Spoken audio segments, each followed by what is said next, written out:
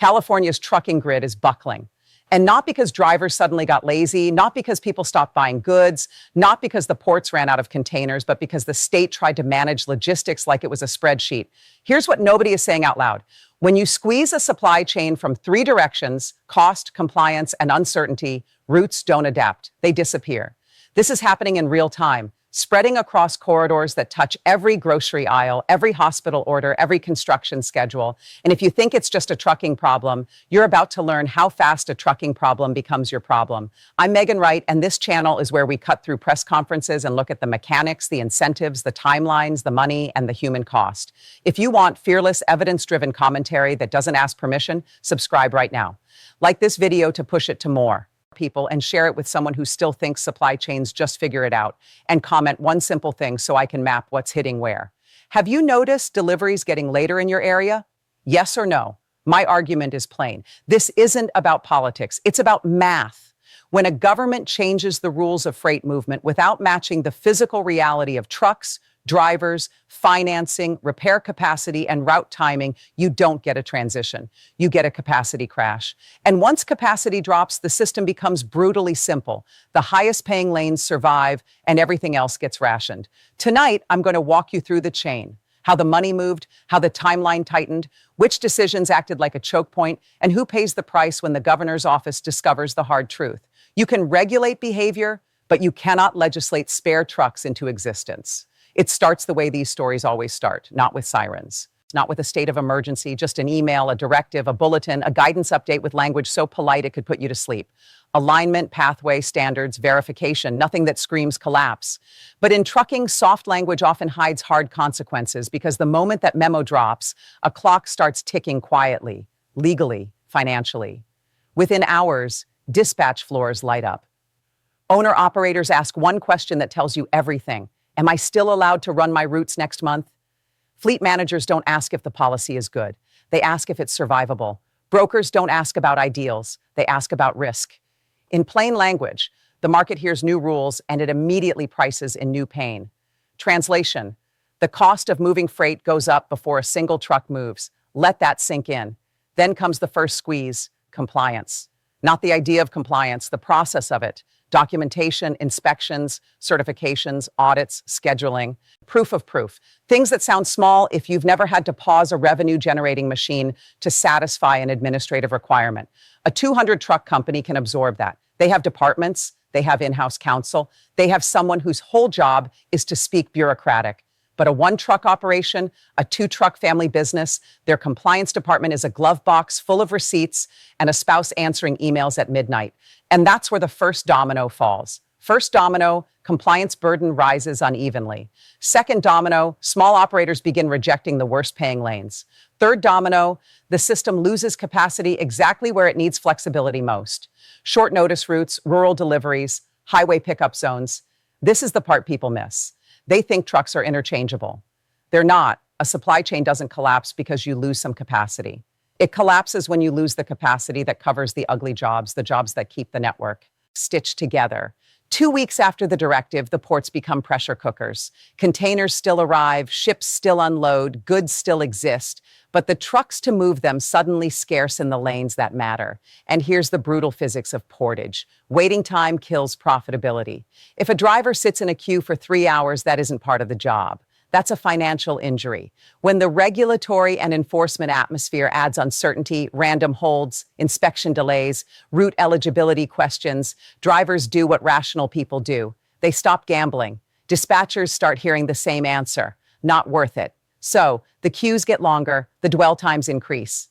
And then brokers do what brokers always do. They crank the price. A run that used to be $1,200 becomes $1,600, then $11,900, then $2,300. And even at $2,300, it's not guaranteed. In plain language, price doesn't fix the problem if risk is the product. Translation: you can pay more and still not get a truck. Now watch the irony because it's vicious. A policy designed to optimize movement creates more idling, more congestion, and more rerouting miles because trucks are circling for compliant lanes like sharks looking for oxygen. That's unintended consequence number one.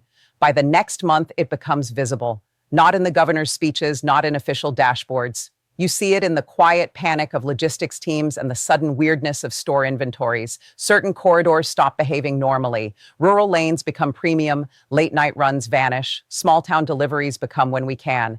And the first places to feel it are not the wealthy neighborhoods with multiple grocery chains.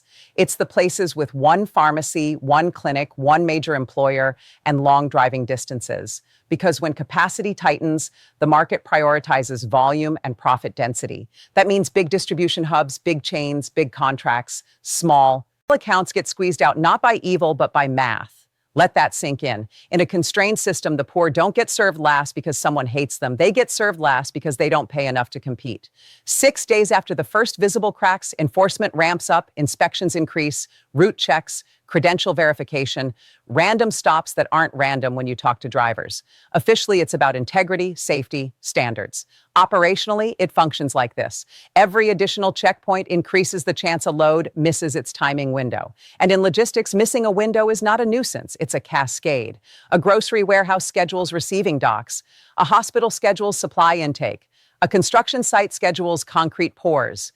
When a truck misses its slot, it doesn't just arrive late. It can lose the entire day.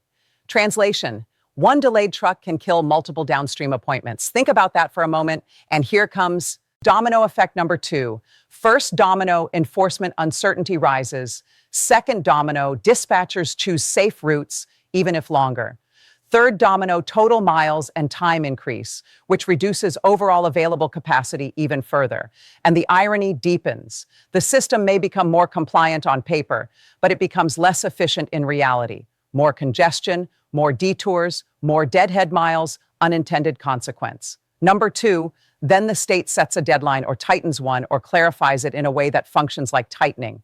And deadlines are dangerous in infrastructure because infrastructure doesn't care about your calendar. Upgrading fleets takes time. Financing takes time.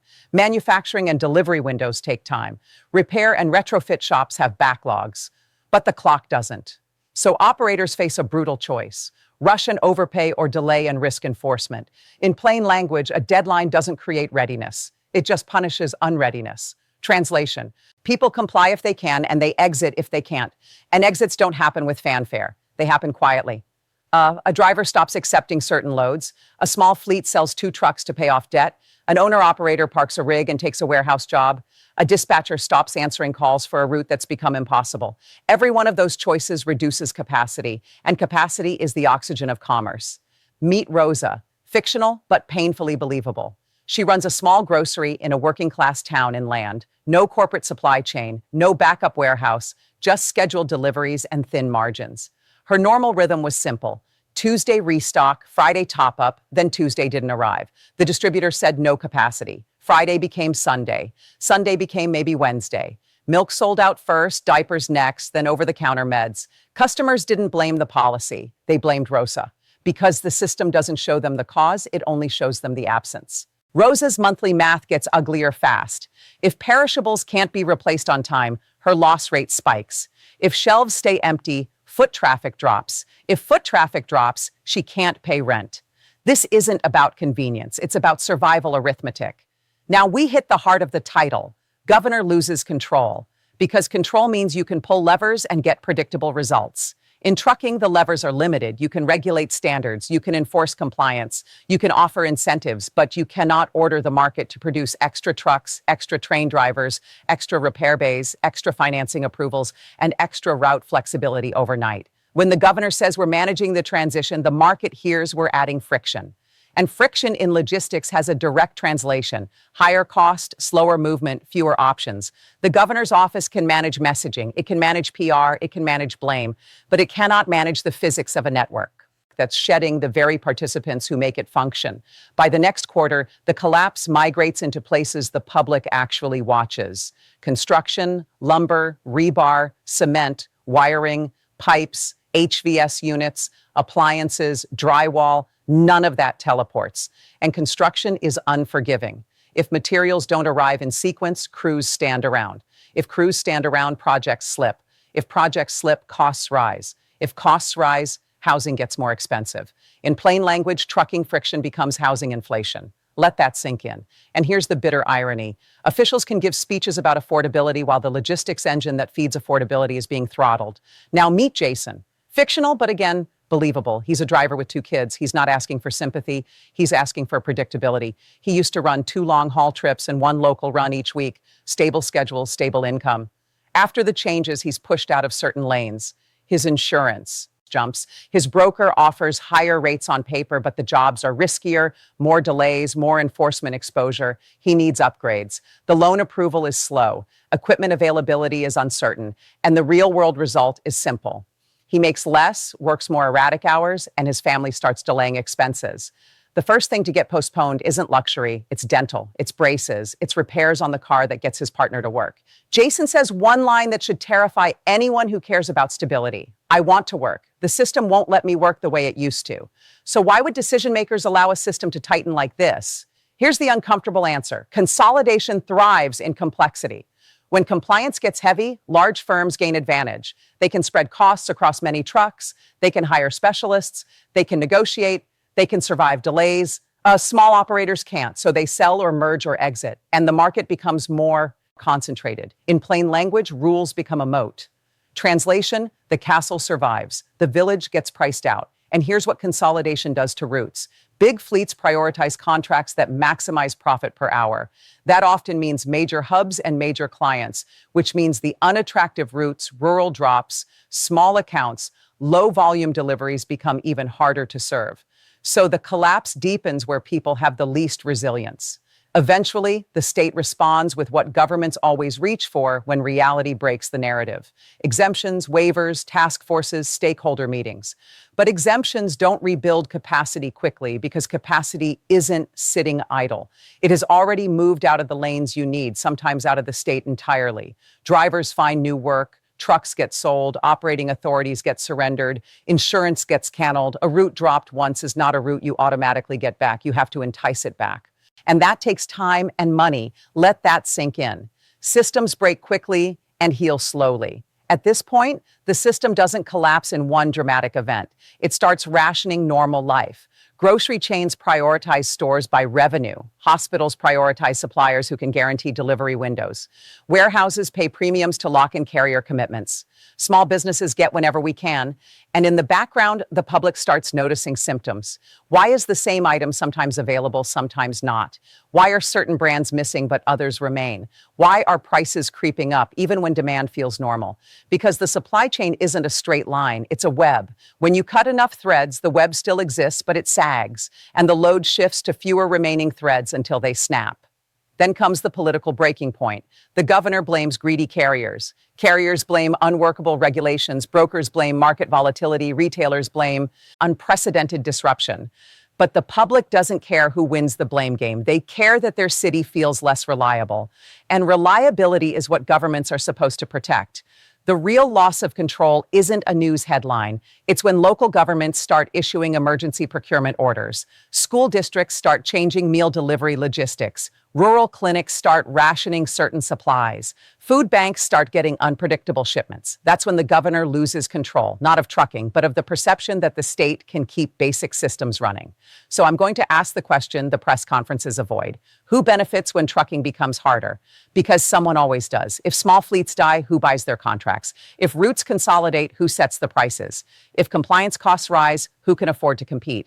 And if the answer is the biggest players, then the next question becomes unavoidable. Was this chaos an accident, or was it accepted as the price of restructuring? Let that sit with you.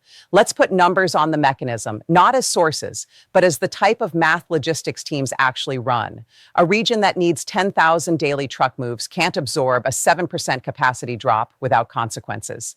7% sounds small until you translate it. In plain language, 7% missing trucks means thousands of loads competing for fewer slots. Translation, somebody doesn't get served. Now add time loss from enforcement delays.